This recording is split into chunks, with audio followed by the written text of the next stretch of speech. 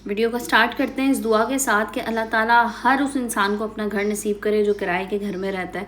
हर इस इंसान को सुकून दे, खुशियाँ दे, चाहे वो अपने घर में हो चाहे वो किराए के घर में। क्योंकि यकीन कीजिए बाज़ दफ़ा इंसान बहुत बड़े बड़े घर तो बना लेता है लेकिन उन घरों में सुकून नहीं रहता। या बाज़ दफ़ा ये भी होता है कि इंसान बड़े घर बना लेता है लेकिन उस घर में रहने वाले अफराद ही नहीं होते।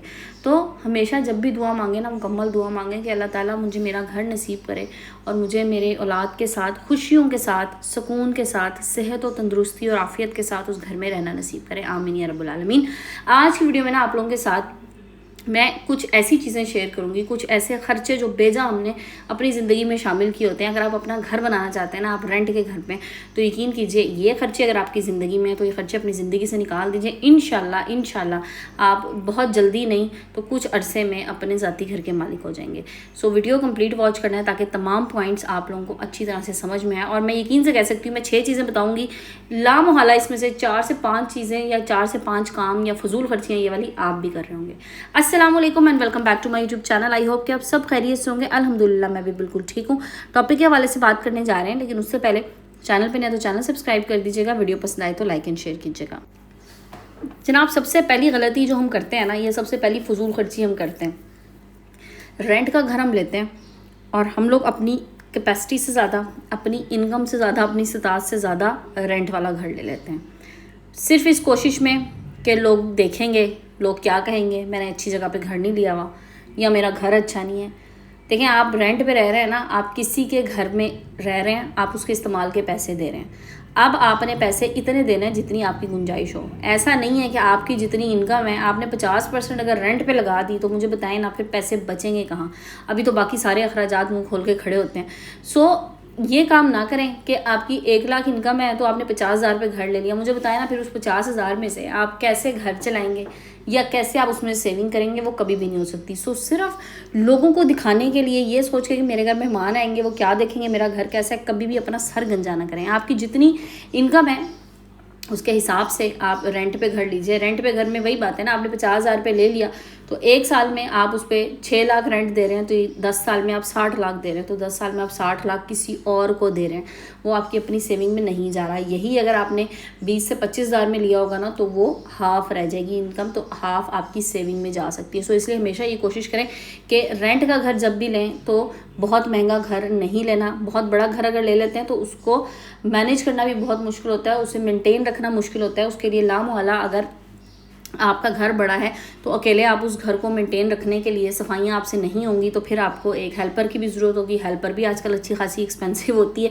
हेल्पर्स के अलग नखरे होते हैं, उनके अलग टशन होते हैं जो बर्दाश्त करने होते हैं। सो कोशिश ये करें कि अपनी इस्तात के मुताबिक घर लें। छोटा घर होगा, आपको मेंटेन करना भी मुश्किल नहीं होगा। अगर आप सफाई वाली के पैसे वहाँ से बचाना चाह रहे हैं आप वो भी बचा लेंगे। प्लस अगर आप किसी अच्छी सोसाइटी में आजकल घर लेते हैं ना, तो एक तो आपने ज़ाहिर है घर महंगा होगा, आपको उसके पैसे देने पड़ेंगे। सेकेंडली सोसाइटीज़ में जो अच्छी सोसाइटीज़ हैं उनमें जो बिजली के चार्जेस हैं वो एक्स्ट्रा होते हैं। वो मोस्टली ऐसा होता है कि उनके अपने चार्जेस कुछ चल रहे होते हैं, सो वो आम यूनिट से भी आपको बिजली जाके वहाँ पे महंगी पड़ती है। प्लस अगर वहाँ पे गैस 24 आवर्स कुछ जगहों में आ रही होती है तो फिर उस गैस के भी एक्स्ट्रा चार्जेस होते हैं, ठीक है जी। उसके अलावा जो मेंटेनेंस चार्जेस होते हैं सोसाइटी के वो भी हर महीने आ रहे होते हैं। सो ये मिला जुला के ना अच्छी खासी इनकम बन जाती है। सो इन तमाम खर्चों को आपने कम करना है, ख़त्म करना है, सो दैट आप अपना घर बनाने की तरफ जा सकें। अपना घर बनाना ना आज के दौर में बहुत मुश्किल है, लेकिन ये चीज़ें बचाएंगे ना, यहाँ से पैसे बचाएंगे तो कुछ ना कुछ सेविंग तो हो जाएगी, ठीक है जी। ये तो हो गया पॉइंट नंबर 1। और ये पॉइंट नंबर 1 क्या, ये तो गलती थी ना, पहली गलती जो हमने नहीं करनी।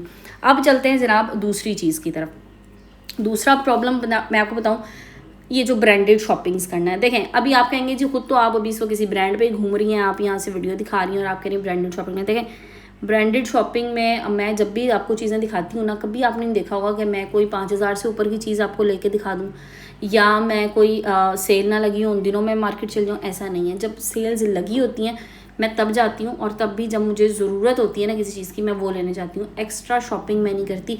जितने मुझे चाहिए ना इस गर्मी के मौसम में कपड़े, मैंने उतने ही बनाए हैं, चाहे वो मेरे हों या मेरे बच्चों के हों। ऐसा नहीं है कि मैंने बस शॉपिंग किए जाना है, हर उल्टी सीधी चीज़ देख के खड़े हो जाना है। मतलब मैं ये डिफ्रेंशिएट ही ना कर पाऊँ कि मुझे इस चीज़ की ज़रूरत है या नहीं है, ये महज मुझे शौक़ हो रहा है इसको लेने का या सिर्फ दिखावे के तौर पर मैं ले रही हूँ, ऐसा नहीं है। जितनी मुझे ज़रूरत होती है ना मैं उतनी ही चीज़ लेती हूँ, उतनी ही शॉपिंग करती हूँ।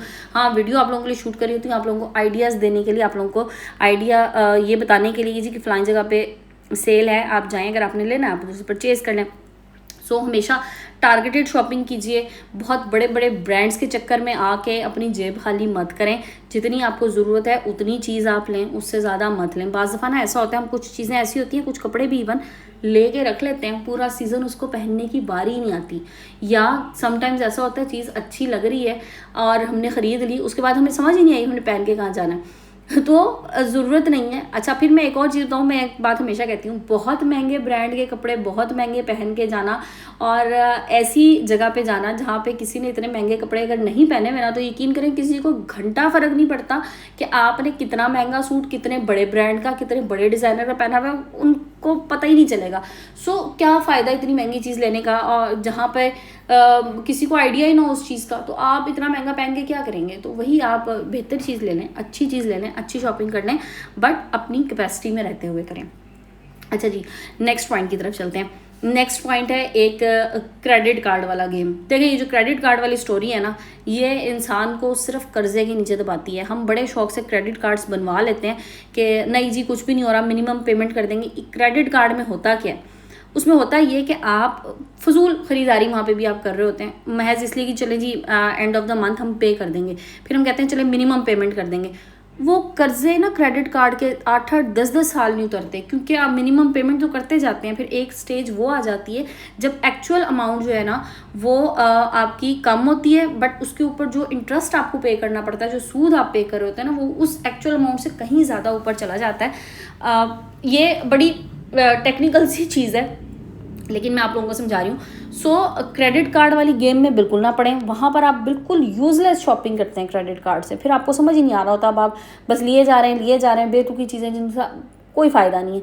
सो क्रेडिट कार्ड से हमेशा बचें। मैं हमेशा डेबिट कार्ड ही यूज़ करी होती हूँ, जितने पैसे मेरे पास हैं मैंने उससे शॉपिंग करनी है, मैं कार्ड के थ्रू पेमेंट करी हूँ, मुझे पता है मेरे अकाउंट में इतने पैसे हैं तो बस मैंने इतने यूटिलाइज़ करने। फजूल मैं अपने आप को कर्जे के बोझ में क्यों दबाऊँ, चाहे वो कर्जा क्रेडिट कार्ड की सूरत में हो, चाहे वो कर्जा किसी से पैसे लेने की सूरत में हो। मैं एक चीज़ हमेशा कहती हूँ, मेरा एक उसूल है, ना मैं उधार देती हूँ ना मैं उधार लेती हूँ, क्योंकि उधार जो होती है ना, एक तो आपके रिश्ते ख़राब कर देता है, सेकेंडली उधार लेने वाली अगर आदत पड़ जाए ना, खुदा ना खास्ता, तो फिर आप ये देखें कि फिर आपने पूरा महीना जो कमाया ना, at the end of the month वो आपका उधार ही चुकाने में गुजर जाएगा। इसलिए इस चीज़ को भी निकाल दीजिए। अगली बारी आती है जनाब लग्जरीज़ की। ठीक है, हम लोग ना बाज़ दफ़ा मैं एक कोई इंडियन है इन्फ्लुएंसर, मैं उस दिन उनकी बात सुन रही थी, तो वो साहब बड़े मज़े की बात करते, वो कह रहे थे हम लोगों की गलती पता क्या होती है, हम लोग क्या करते हैं, पहले हम बड़ी गाड़ी ले लेते हैं और हमारे पास वो बड़ी गाड़ी रखने की जगह नहीं होती। हालांकि करना क्या चाहिए कि पहले आपको बड़ा घर बनाना चाहिए, उसके बाद आप उसमें गाड़ी लेके आएँ। ठीक है, गाड़ी कोई सस्ती आइटम तो है नहीं, अच्छा खासा महंगा आइटम है। हम लोग गलती क्या करते हैं, हम कहते हैं जी नहीं जी फ़लाने बड़ी गाड़ी ले ली, फ़लाने ऐसी ले ली, मैं भी ऐसी ले लूँ। नहीं, आप अपनी ज़रूरत के मुताबिक लें। मुझे जिस चीज़ की जितनी ज़रूरत है, मुझे जितनी गाड़ी की ज़रूरत है, जितनी मेरी ज़रूरत पूरी कर सकती है, बस मैं ले लेती हूँ। अभी क्या होता है मैं आपको बताऊँ, लड़कों की नई नई जॉब लगती है ना, उन्हें शौक़ होता है जी हम गाड़ी ले लें। अच्छा, अब वो क्या करते हैं, मैम ठीक है जी मैं इतनी इंस्टॉलमेंट पे कर सकता हूँ, 50% उनकी सैलरी जो होती है वो इंस्टॉलमेंट में चल जाती है, गाड़ी उन्होंने ले ली। अब जनाब गाड़ी जो होती है ना, वो हमारे बड़े कहते थे कि जब हाथी रखते हैं ना तो दरवाजे भी ऊंचे रखने पड़ते हैं। गाड़ी इस तरह तो नहीं फिर होती ना, फिर उसके पेट्रोल का एक्सपेंस, अगर आपने पेट्रोल वाली ले ली, अगर आपने आजकल के हिसाब से इलेक्ट्रिक ले ली तो फिर ज़्यादा है, उसकी प्राइस भी ज़्यादा है। पेट्रोल वाली ले ली तो फिर पेट्रोल आपको अच्छा खासा एक्सपेंसिव पड़ेगा। तो फिर भी लाम वाला गाड़ी आपने घर में ही खड़ी करनी है और आपने मोटरसाइकिल पे ही बाहर जाना है। इसलिए बेहतर है कि पहले उस पैसे को सेव करके आप घर की तरफ जाएं, घर बना लें। उसके बाद जब घर एक दफ़ा बन जाएगा तो फिर गाड़ी जो है ना वो खुद ब खुद ही आ जाएगी। इसलिए हमेशा ये महंगी गाड़ियों की तरफ ना भागें। हाँ, अपनी ज़रूरत के मुताबिक ज़रूर लें, ज़ाहिर है ज़रूरत की चीज़ है। लग्जरी को तो मैं इस वक्त इसको नहीं कहती, अभी आज के ज़माने में ज़ाहिर है टाइम है ऐसा ही चल रहा है कि आपको ज़रूरत होती है, आपकी अपनी कन्वेंस की ज़रूर होनी चाहिए, बट वो भी अपनी कैपेसिटी में रहते हुए आप ख़रीद लीजिए। अच्छा, नेक्स्ट पॉइंट, जैसे मैंने पहले बताया था, अभी बीच में मैं बात करी थी कि हेल्पर जो है ना वो आपके घर में उतनी ही हेल्पर रखें जितनी आपको ज़रूरत है। मैंने कुछ ख़वातीन को देखा, उनकी पूरी कोशिश होती है कि हमें उठ के ना पानी का ग्लास भी ना लेना पड़े, हमें तिनके के 2 भी ना करने पड़े। देखें, अपने आप को ना चलाना है, अपनी बॉडी को मूवमेंट में रखना है, सो उसके लिए आपने कुछ काम खुद भी करना है, हर चीज़ को हेल्पर्स के ऊपर नहीं छोड़ना। इसलिए बहुत ज़्यादा पैसे हेल्पर के ऊपर ज़ाया करना भी बेवकूफ़ी है। हाँ, अगर आपकी गुंजाइश है, वेल एंड गुड, बट अगर आप सिर्फ इसलिए कि बस मुझसे गर्मी में खड़े होकर काम नहीं हो रहा, मुझसे ये काम नहीं हो सकता, मैंने ना आपको एक बात बताऊं, एक खातून ऐसी भी देखी हैं जिनके घर में ऑटोमेटिक वॉशिंग मशीन होने के बाद उन्होंने सिर्फ कपड़ों के लिए हेल्पर को रखा था कि मुझे मशीन से निकाल के ना कपड़े फैलाने ना पड़े, सिर्फ इस काम के लिए हेल्पर को रखा हुआ था। मतलब हद है किसी चीज़ की कि इतना तो आपने काम करना है ना, इतना तो आपने अपनी बॉडी को चलाना है, तो इस बॉडी को ना मशीन के तौर पे ही देखें। इसको अगर आपने जंग लगाना है ना तो बस फिर आप बैठ जाएं, फिर कोई काम नहीं हो सकता। सो इसलिए हेल्पर्स भी उतनी रखें जितनी आपको ज़रूरत है। महज हेल्पर रखने के शौक़ में फजूल एक्स्ट्रा पैसे मत खर्च करें, क्योंकि मैं एक चीज़ बताऊं, हेल्पर अगर आपने लेट से 10,000 रुपये रखी है ना तो वो आपको 10,000 में नहीं पड़ती, वो आपको 15 में जाके पड़ती है। क्योंकि आजकल हेल्पर्स के इतने नखरे हैं, आए दिन कोई बीमारी है घर में, खुदा ना खास्ता उनके कोई शादी भी है, कोई खुशी गमी है, तो उन्होंने वो सारे पैसे आपसे लेके जाने हैं, क्योंकि वो उनको आदत होती है हर चीज़ पे बहाना बनाना। फिर वो इस तरह का कुछ पोर्ट्रे करती हैं ना सीन के, बंदे को देना ही पड़ जाता है। इसलिए बहुत ज़्यादा अपने आप को हेल्पर्स के सर पे मत छोड़ें, अपने आप भी कुछ काम करें। अब आते हैं जनाब लास्ट पॉइंट पे। देखें, एजुकेशन जो है ना बच्चों की इस वक्त बहुत एक्सपेंसिव है, अच्छा खासा पैसा एजुकेशन पे लग जाता है, ठीक है। अच्छे स्कूल में बच्चों का एडमिशन कराएं, बहुत अच्छी बात है, आप करा सकते हैं, आप ज़रूर कराएं। बट अगर आप पढ़ी लिखी खातून हैं, आप बच्चों को घर में पढ़ा सकती हैं, तो अपने बच्चों को एकेडमीज़ और ट्यूशन्स के नाम पे जो हम बहुत ज़्यादा पैसा खर्च कर रहे होते हैं ना, ये वाला काम ना करें। कोशिश करें कि जहाँ तक हो सकता है आप बच्चों को खुद गाइड करें, बच्चों की स्टडीज़ में हेल्प करें, बच्चों को खुद पढ़ाएं। और अभी तो इतना मुश्किल भी नहीं है, आपको AI सब कुछ करा रहा होता है। सो ये वाली यहाँ से भी आप अच्छी खासी बचत कर सकते हैं, क्योंकि इस वक्त जो अच्छी एकेडमीज़ है ना वो अच्छी खासी एक्सपेंसिव हैं, ठीक है। या अगर आप होम ट्यूशन लगाते हैं वो भी बहुत एक्सपेंसिव है। लेट्स से कि अगर आप किसी अच्छे स्कूल में से बच्चे को पढ़ा रहे हैं ना, तो उनकी एवरेज फ़ी इस वक्त चल रही है 25 से 30,000, ठीक है। इससे ज़्यादा भी है, मैं आपको एवरेज बता रही हूँ, ठीक। अगर आपने एक बच्चे की आप 25 से 30,000 फीस पे कर रहे हैं, प्लस आप साथ उसको एकेडमी या ट्यूशन वाला काम भी कर रहे हैं, तो ये चीज़ डबल हो सकती है। सो यहाँ पे पैसे बचाने के लिए अपने स्किल्स को काम में लाएं। आप एक पढ़ी लिखी खातून हैं, आपने मास्टर्स किया हुआ है, आपकी कोई प्रोफेशनल डिग्री है, कोशिश करें अपने बच्चों को घर पे पढ़ाएं, जहाँ तक जिस क्लास तक आप लेके जा सकती हैं। यहाँ से भी आप अच्छी खासी सेविंग कर सकती हैं। सो ये छोटे छोटे से पॉइंट्स हैं, इनका अगर आपने ख्याल कर लिया और इन चीज़ों पर अगर आपने फोकस कर लिया तो यकीन कीजिए 2 नहीं 3-5 साल तक आप अपना घर बना सकती हैं। और अपना घर बनाना ना इस वक्त बहुत ज़रूरी चीज़ है, क्योंकि जैसे मैंने कहा ना कि किराए बहुत ज़्यादा हैं और आने वाले वक्त में इससे भी ज़्यादा हो जाएंगे। अपना घर छोटा भी होना तो तब भी इंसान उसमें बड़ा पुरसुकून रह रहा होता है, तो छोटा मोटा ही सही, लेकिन कोशिश करें अपना घर बना लें। और जो पैसे आप रेंट की सूरत में दे रहे हैं ना, अगर आप बैंक से लोन ले लेते हैं या थोड़ी बहुत आपकी सेविंग है उसको आप इस्तेमाल करें, प्लस आप बैंक से लोन लें, तो वही आपका रेंट जो है ना वो लोन को पे ऑफ करने में चला जाएगा। तो वही बात है कि जो आप किसी की जेब में जाके पैसे, तब तो आपको उस चीज़ की ओनरशिप नहीं है ना, वही आप रेंट जो है वो बैंक को पे करें और ओनरशिप आपकी अपनी हो जाएगी। सो इंशाल्लाह सब लोग अपना घर बना सकेंगे। तो ये थी जनाब मेरी आज की वीडियो। कोशिश मैंने की है कि इसमें जितने पॉइंट्स मेरे जहन में थे मैं कवर कर सकूँ। आप लोगों के जहन में कोई और इसके अलावा पॉइंट हो तो कमेंट सेक्शन खुला, आप आके मुझे कमेंट में बता सकते हैं। वीडियो को एंड करते हैं, इंशाल्लाह कल फिर मिलेंगे नए टॉपिक नए वीडियो के साथ। अपना ख्याल रखिएगा, मुझे दुआ में याद रखिएगा। जज़ाकल्लाह, टेक केयर एंड अल्लाह हाफिज़।